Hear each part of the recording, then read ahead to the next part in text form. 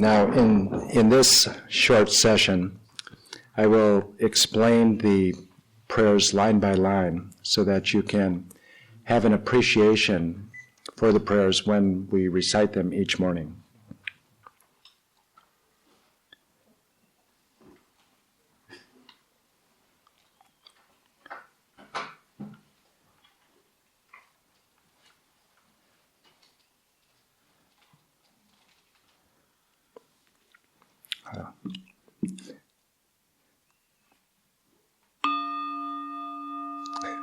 Very authentic. We'll start with a chime.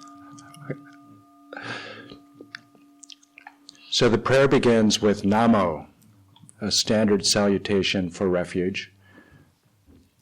But then this is where immediately it becomes very uniquely Dzogchen or Dzogchen Mahamudra. Both have this very similar angle and slant on refuge. So it begins, in the state of natural rest, I take refuge. And this is, I will talk more about this in our first session this morning after breakfast. But what it really characterizes Dzogchen and Mahamudra is this approach that we are already in every ordinary moment of perception, that pristine awareness, Dharmakaya, is already present, but it is obscured from us now as we identify with being the mind, body, speech of a sentient being. And so the task for Dzogchen is always not asking, what can I do, but what can I stop doing to reach Dharmakaya, to discover what is already naturally pure and already there.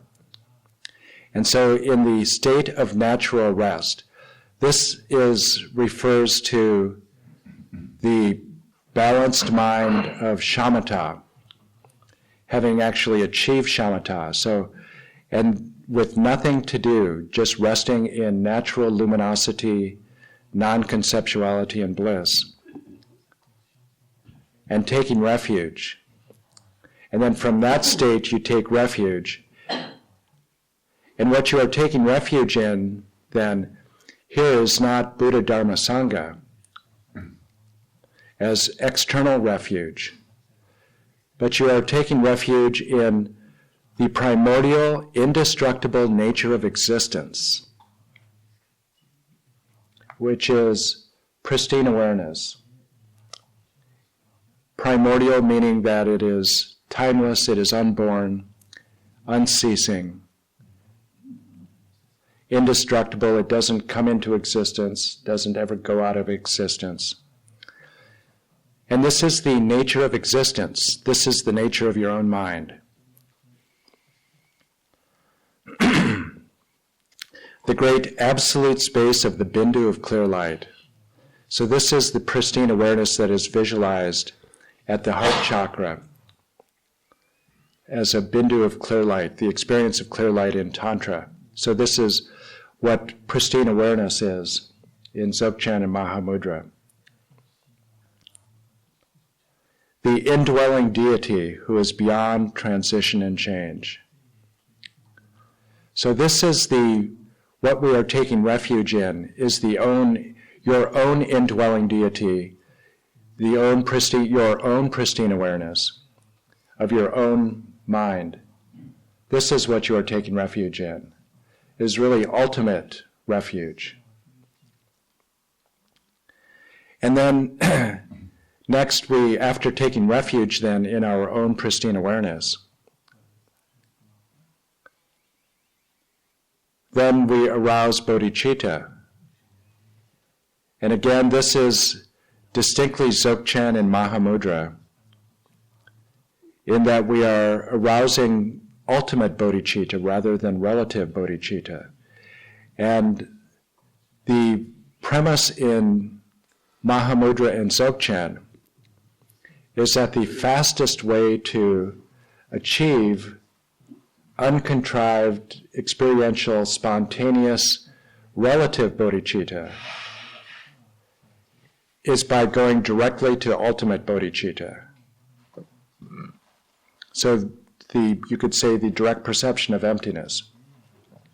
And we do this then by taking refuge in that ultimate, indestructible, absolute nature of our own pristine awareness.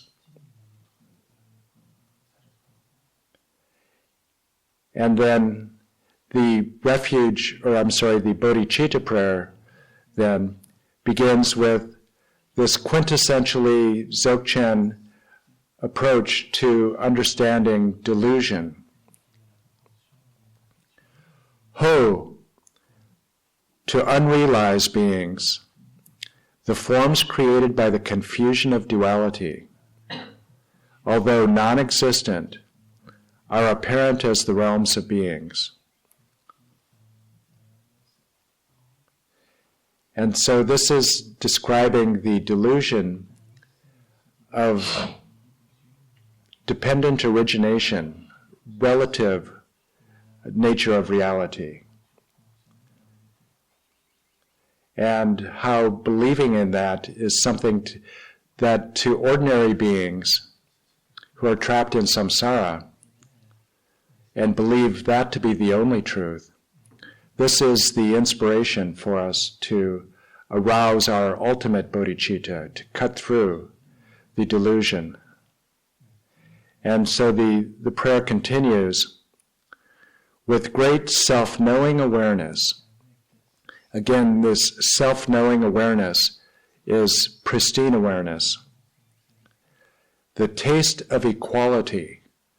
This refers to one taste, seeing samsara and nirvana as being of equal taste, of equal purity of samsara and nirvana.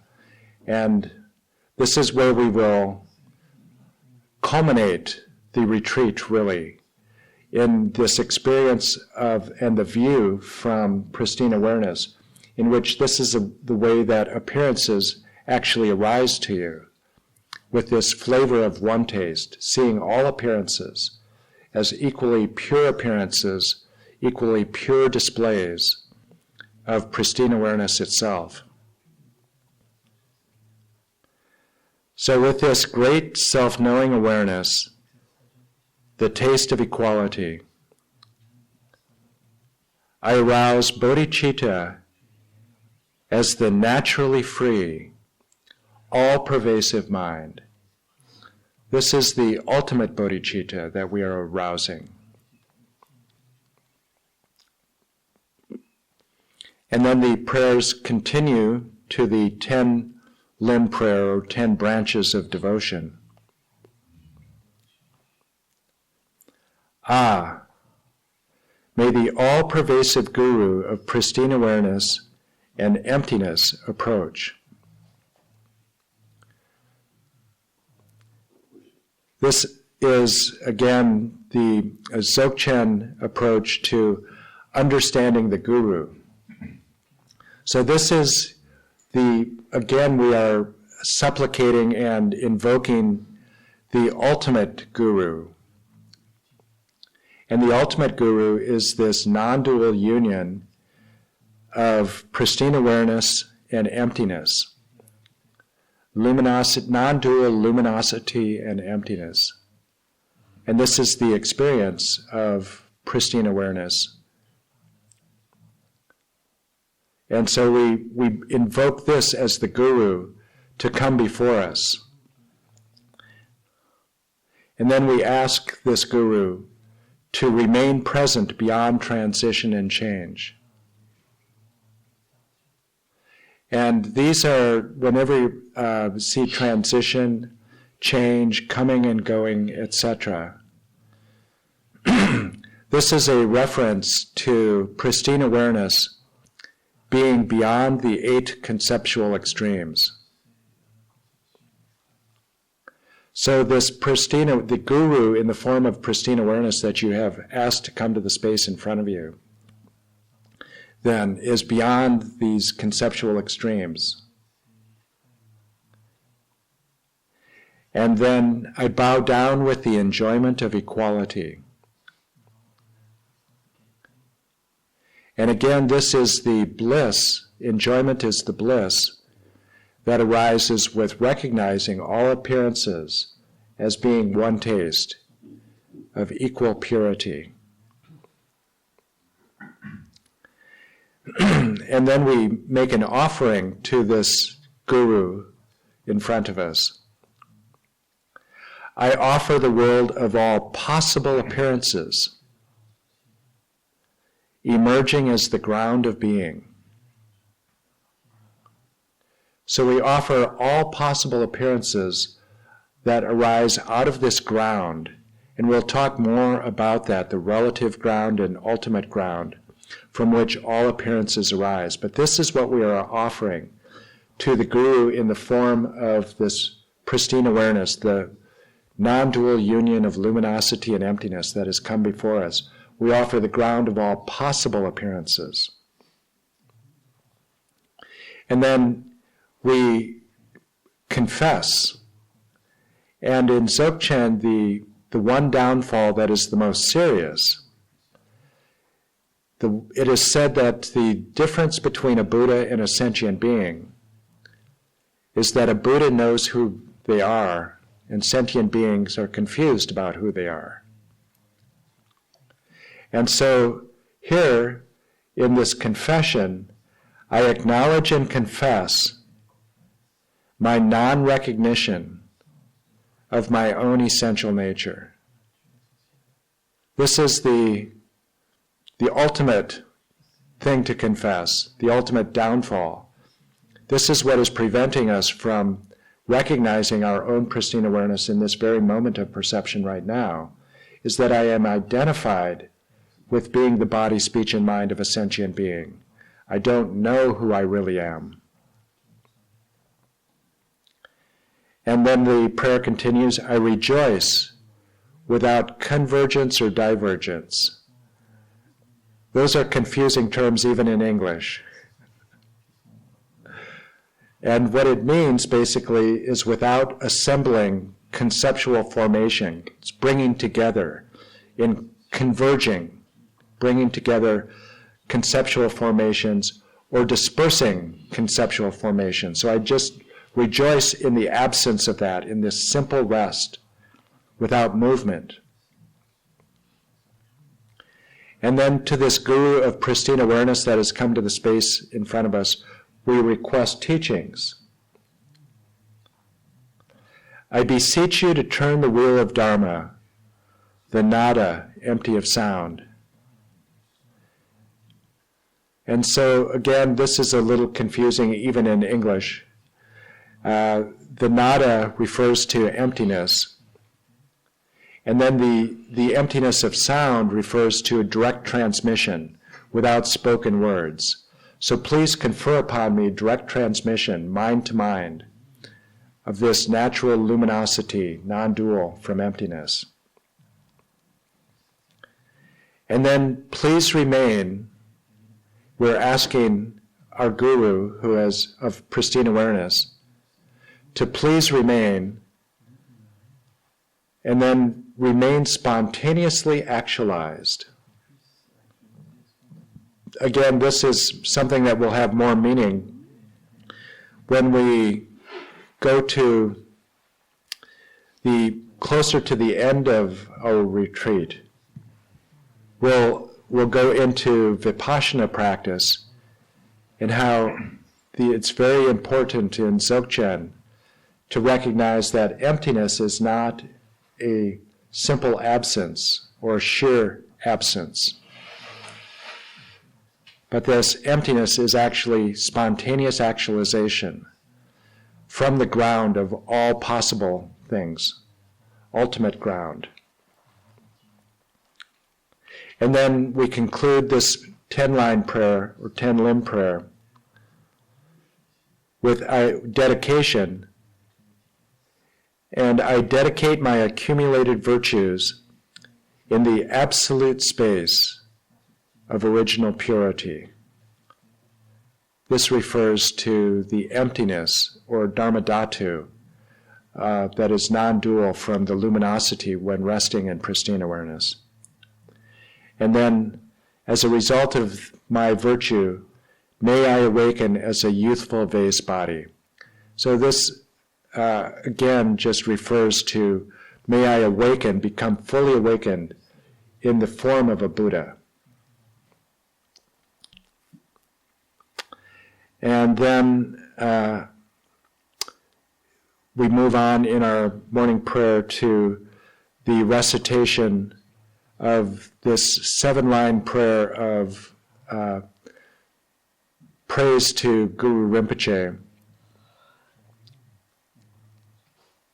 And this is a prayer that the Dakinis recite on feast days, on soap days, to request Padmasambhava to come to the feast. So this is a very standard in Guru Rinpoche sadhanas. This is very standard, this 7-line prayer, basically asking Guru Rinpoche to come to the space in front of you, to be with us here, in the present with us. So we recite this 7-line prayer then to invite Guru Rinpoche to come to the space in front of us, to give us then the 4 empowerments. And the 4 empowerments are exactly as I described and you heard. First, the vase empowerment in the form of white light, the secret empowerment in the form of red light at the throat, the wisdom empowerment at the heart chakra in the form of indigo blue light, and then the word empowerment in the form of red light at the navel chakra. And the power of these empowerments is that what we are trying to remove in our practice in Dzogchen is the obscuration that are preventing us from recognizing the pristine awareness that is already present in us. And so this pristine awareness is present in us as the Dharmakaya, as the Sambhogakaya, and as the Nirmanakaya, and as the Svabhavakaya. All of these are already present to us in our ordinary moment of perception, but they are obscured now so that we don't recognize them. And what is preventing us from recognizing these bodies of a Buddha that are already present in us are our identification with being the body of a sentient being, with being the speech of a sentient being, with being the mind of a sentient being.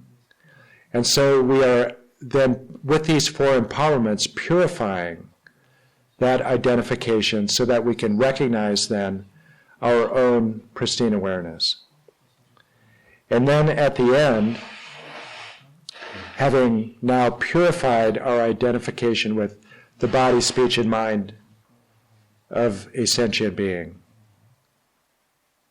now we are fit vessels to merge our minds with Padmasambhava's mind. And so then we invite Padmasambhava to come to the crown of our head. He shrinks in size and is facing the same direction that we are. And he melts into light and then flows down the central channel to the bindu of clear light, which is just a symbol of our own pristine awareness. And then the pristine awareness of Padmasambhava in the form of the lake-born Vajra and our own pristine awareness then merge and become one.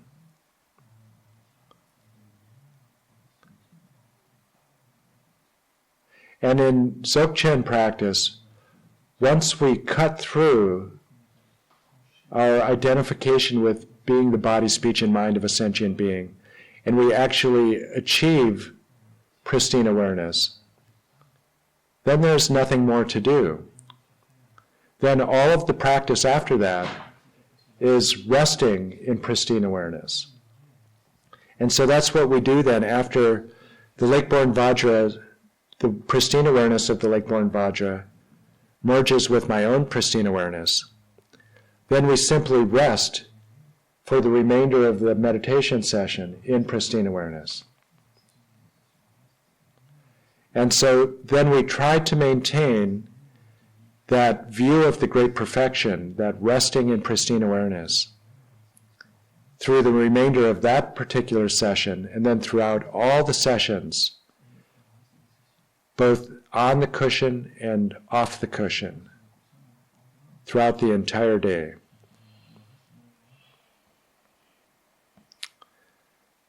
So that is a tour of our morning prayers. And tomorrow then we hope to have a translated copy available for you. And then we will experiment reciting simultaneously in French and English. And see how that sounds, whether that's possible or not. I think it is. So we will take a 6-minute break now and come back and begin our last session, which will be a silent session. And then the meditation for you will be to be thinking that you have just done the morning prayers, brought Padmasambhava into your heart, merged, and you are resting in pristine awareness. So it will be an opportunity for you to simply rest in your best facsimile of just resting in pristine awareness. So let's come back at 7:34, and we will begin that silent session.